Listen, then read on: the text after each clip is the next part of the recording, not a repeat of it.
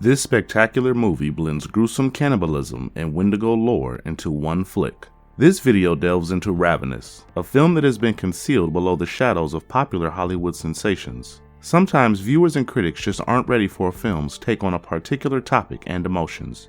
Or maybe the producers just had a lousy luck dealing with fickle distributors and arbitrary release dates, resulting in a product that no one viewed. Ravenous is a darkly atmospheric thriller about a flesh-eating disease and the terrifying power it brings. The film has done an excellent job of confronting its viewers with horrible possibilities thanks to its superb acting and incorporation of theatrical aspects. It's a gruesome horror picture, a depressing psychological drama, and one of the darkest black comedies ever filmed. But shrill doesn't always sound equally frightening. Rivers of blood and bleeding wounds don't always translate into visceral pleasures. Absurd leaps in logic weaken dramatic tension, and dark comedies require more than a few lame jokes amid bone-snapping carnage to elicit chuckles.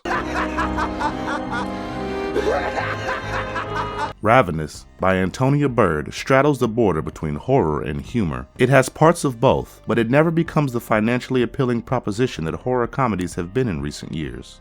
Ravenous's narrative is a severely sarcastic reflection on the boundaries of human civilization and the notion of manifest destiny. Inspired by the literary works of Dashiell Hammett, Algernon Blackwood, and the real-life tragedy of the Donner Party. Despite the absence of a classic embodiment of the Native American monster on screen, the film provides an extraordinary human and atmospheric take on the tale of the Wendigo. Ted Griffin wrote this unusual script, yet the finished product appears to be vastly different from his initial idea. The narrative occasionally delves into a jumble of tangled plot strands, yet it still works in the end. This unrest is mainly the result of some behind-the-scenes drama, which almost unintentionally endowed us with such an innovative film. Before we go into our explanation, we have a very small request. If you like our content, please support us by subscribing to our channel. This is a small click for you, but for us, it means a lot. Thank you. Let's begin. One of the most outstanding portrayals is Guy Pearce. He plays Second Lieutenant Boyd, a cowardly soldier from the Mexican-American conflict sent to a distant northern outpost in Ravenous. As he begins to mingle with the unusual garrison cooped up in the barren village, Boyd and the others learn about an ill-fated caravan that went lost in the woods and had to resort to cannibalism to survive. As the gang sets out to find survivors, they become entangled in a magical hunt involving the Native American legend of the Wendigo and an exceedingly suspicious Colonel Ives, played menacingly by Robert Carlyle. The United States was a country of pioneers in 1847, with gold-starved Americans making their way to the West. It was a time of American exceptionalism when the government felt compelled to stretch its borders, reach out its arms, and consume all the territory it could. During the Mexican-American War, Second Lieutenant John Boyd of the United States Army loses his bravery in combat and pretends to be dead while his battalion is butchered. Along with the bodies of the other dead, his body is loaded into a wagon and taken behind Mexican lines. Throughout this phase of unrelenting consumption, Captain John Boyd has become both a hero and a victim in ways he could have never anticipated. During the horrible Mexican-American war fight, this act of stupidity results in his exile to a remote military outpost, a way station for Western travelers in California's bleak and frigid Sierra Nevada mountains. I'm sending you to California. Fort Spencer is a caretaking establishment in the middle of nowhere. Boyd isn't a solid guy to begin with, blanching at the sight of a bloodied steak placed in front of him as his similarly starving companions bite in with relish. In Ravenous, he faces the horrors of war through a monster that Bird and screenwriter Ted Griffin depict with an exuberant sense of humor that only adds to the film's bizarre terror. Upon his arrival, he is met by a small motley group of soldiers, including his commanding officer, Hart, Jeffrey Jones, a man who has pretty much given up on life, Toffler, Jeremy Davies, the fort's personal messenger to the Lord, Knox, Stephen Spinella, the doctor who just never crossed a bottle of whiskey he didn't enjoy, Wright, Neil McDonough, the fort's chief of staff, no-nonsense soldier of the group. Soon after Boyd joins the garrison, into this strangely chilling and foreboding world staggers a frostbitten stranger called Colquhoun, recounting a harrowing story of how his wagon train became lost in the mountains because Colonel Ives promised the group a speedier path to the Pacific Ocean. Instead, he took them on a more tortuous route, trapping the group in snow for 3 months. When they sought safety in a cave, they quickly ran out of food and were forced to devour one another. Colonel Ives, his group's military escort, deceived the company, and after getting stuck over the winter, rapidly turned to cannibalism. Ives grew fascinated with devouring human flesh, eating vigorously and without restraint, imbued with the evil spirit known as Wendigo by Native Americans. They attempted to live by consuming their horses, leather, and even the dog. We ate the oxen, all the horses, even my own dog. However, these efforts could not be sustained indefinitely. Colquhoun and his fellow travelers were driven to cannibalism due to famine, and he claims Ives resorted to murder. Colquhoun claims to have fled Ives' homicidal need to satisfy his hunger, but others were left behind. Beyond cannibalism and the drive to survive, Colquhoun's story has far-reaching implications. It is based on the old Indian account known as Wendigo, which holds that a man who eats another man's flesh absorbs that person's power, energy, and very existence. His hunger turns into an insatiable desire. The more he eats, the more he craves, and the stronger he gets. There is never enough, and death is the only way out. Colquhoun is an intriguing, twitchy little creature who might have been played by Johnny Depp in the hands of a lesser filmmaker. Carlyle imbues him with a malignancy that taints his blatantly humorous touches. Much like Bird and Griffin's general approach to the subject, yes, he's not a completely serious boogeyman, but he's more spooky than goofy. Boyd and Reich investigate as the troops arrive at Ives' cave. The army comes in the cave and witnesses the terrible cruelty wrought by Ives. Glistening corpses hanging upside down with newly removed flesh is about as gruesome as one could envision in a damned nightmare.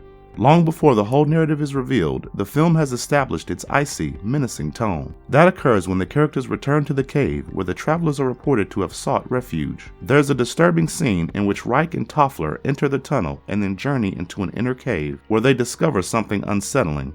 They find the bloodied remains of 5 skeletons and realize that Colquhoun is Ives, who murdered everyone, and all of Colquhoun's acts are staged, and they are trapped. Colquhoun's new strategy is to murder and consume the troops. It's too late. Colquhoun, who plays Ives and is portrayed with maddling eyes by Carlyle, murders everyone but Boyd, who escapes by leaping off of a cliff. To be really fair, it's easy to envision Bird relating with Boyd as he returns to Fort Spencer and is confronted with a monster set on consuming. Boyd discovers in the second part of the film that no one who met Colquhoun is still alive, and the surviving crew suspects him of murdering the others. Meanwhile, a new senior officer has been sent at Fort Spencer, Colquhoun, now known as Colonel Ives, and dressed in command garb. Of course, no one believes Boyd's account in the face of a respected colonel. Boyd must get vengeance on Ives for a cunningly cruel search and trap tactic that leaves Boyd's squad ripped in gruesome rags. Boyd is again compelled to drink human flesh to restore strength and stop Colquhoun. Most intriguing is Boyd's moral quandary. He refuses to consume meat in order to become stronger, save to confront Ives, but he also refuses to allow Ives to cause any more devastation in the future. Fort Spencer is transformed into a cannibalism hotspot.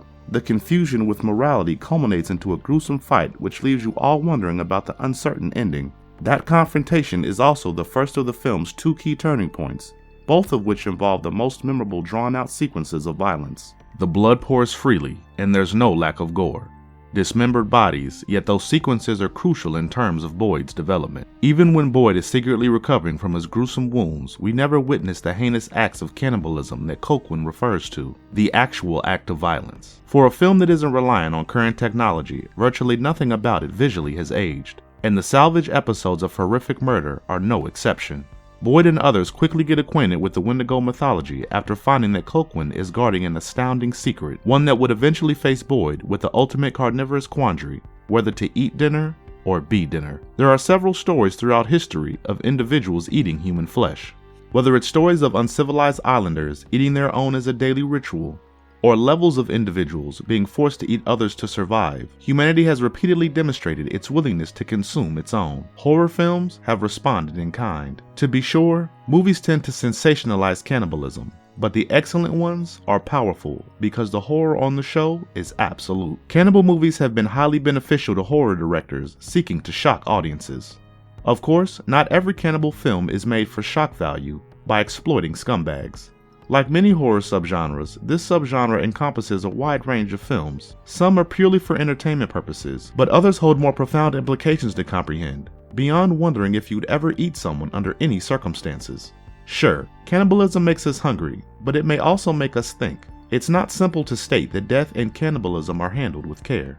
The picture brilliantly teeters its contrasting emotions, as evidenced by Michael Nyman, Damon Albarn's delightfully uncomfortable music. Bird and Griffin smartly follow horror legend John Lansdale's method of encouraging the audience to laugh at what disturbs them, since laughing just makes them more uneasy. Cross-cut views of McDonald's pale, leering visage are all the more unsettling as he tries to strangle Boyd to death with the slapstick, Jacksonian final gasp of energy. It's fascinating how Ravenous moves among several genres while never totally succumbing to any of them.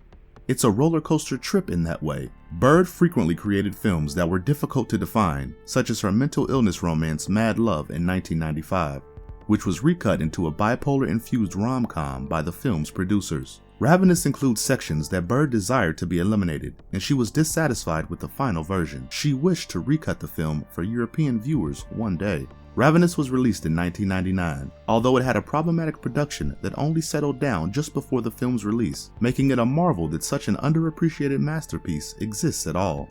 The project was supposed to be led by Macedonian filmmaker Milko Manchevski, with an excellent original story written by Griffin. Manchevski, on the other hand, departed the production 3 weeks into filming due to repeated rewrites, schedule conflicts, and studio meddling. Eventually, Robert Carlyle suggested that his close friend and partner Antonia Bird take over production. She guided the crew to a fresh, darkly comedic vision that draws more inspiration from Looney Tunes than traditional period pieces in horror films. This paved the stage for a captivating movie that, although not always constant, is always engaging. The film's setup is more entertaining than its payoff, because we would rather dread what is about to happen than experience it in a plot like this. The film emphasizes the power obtained by consuming human flesh. A final conflict between two guys, both significantly reinforced by their peers, feels like one of those superhero clashes in a comic book, where neither side can lose.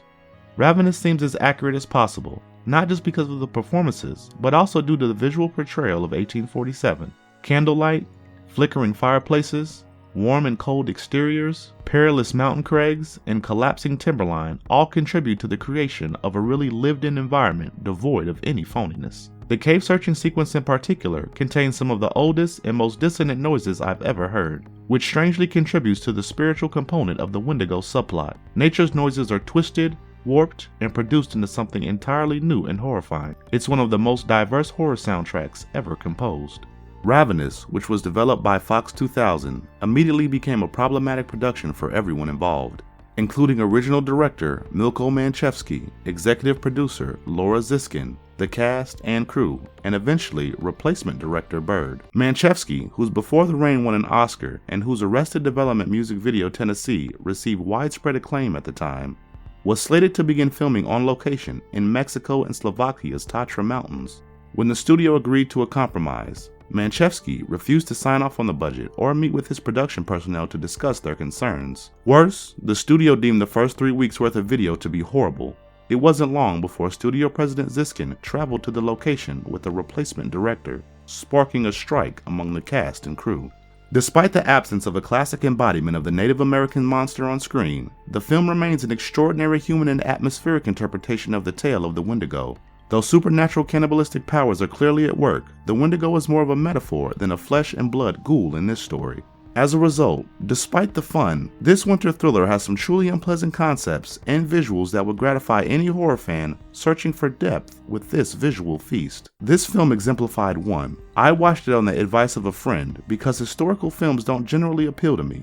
This picture has an excellent storyline, actors, and cinematography. There are certainly a lot of aspects that make the film as memorable today, if not more so, as it was in 1999, and they begin with high-caliber performance and superb cast combination, because the film is first and foremost a captivating, plain drama, with the horrifying components naturally developing out of the theater. It's no wonder that the quality of the writing drew this caliber of performing talent. Carlyle was in the cast, and his fame had skyrocketed since Trainspotting and The Full Monty, making him a bankable celebrity. After working with Bird on Priest and Face, the actor recommended that she take over directional duties. Friends, eventually Bird and Carlyle would own the production company together, Four-Way Pictures Ltd. Bird landed on the set at Barrandov Studios in Prague after 10 days of talks with the company and found the inadequate facilities untenable. She described the working conditions as terrible and defended Manchevski, claiming he couldn't be entirely responsible. You can't talk about Ravenous without mentioning the shockingly strong performances from the whole ensemble, not just Pearson Carlisle, though the interaction between these two is undoubtedly the heart of the film. Both David Arquette and the late John Spencer have significant parts in the picture, and practically every minor character is at least fascinating, which is unusual in horror films in general. Despite its limitations, the screenplay does an excellent job of depicting these sad victims, demonstrating that there is more to them than meets the eye.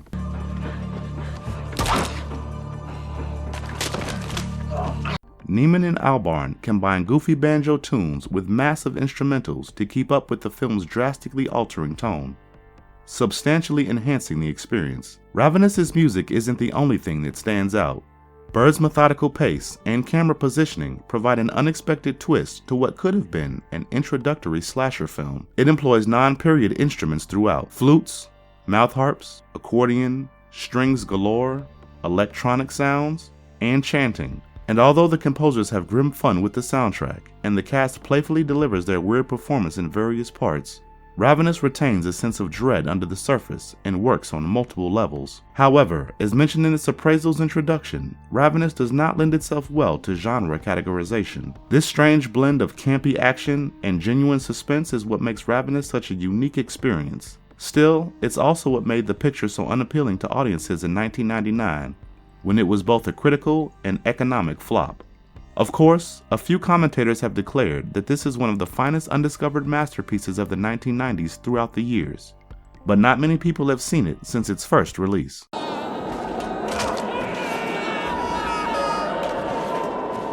The misconception that the United States is a feast with capacity for everybody at the plate is butchered by Ravenous, beginning with an American flag wafting in the breeze and ending with a column of new dead. This is a world where manifest destiny becomes a valuable euphemism for all kinds of evils, as well as a reminder that progress was never conceivable without violence. The frontier was, and always has been, the Hunger Games. That may not be breaking news, but the film isn't interested in telling you something that you don't already know, simply in showing you something so joyous and horrible that you'll never forget it. As Bird embraced the dungy stench of B-movies to pierce the black core of the American dream, both colonialism and capitalism are churned through the grindhouse. Despite its nihilism, this bizarre perspective on the strange West goes so far into the darkness that it finally beams light through to the other side.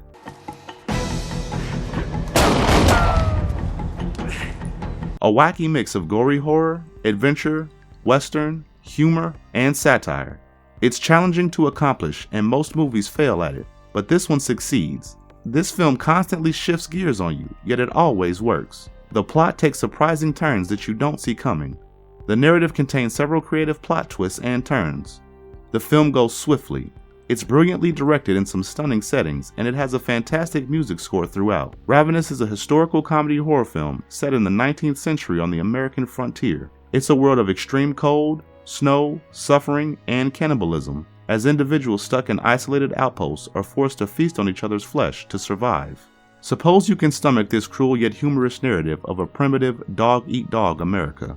In that case, you'll be rewarded with a scary yet engaging treasure that proves it's more necessary for a novel to be constantly intriguing than it is to be traditionally excellent. It may be problematic, but all of these features imply that Ravenous contains a bolt of creative lightning that will likely not be repeated, especially given the production's murky narrative.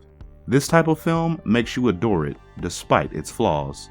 And if you liked our content, don't forget to leave a like and subscribe to us if you haven't already. Have a good one and be safe. Thanks everyone.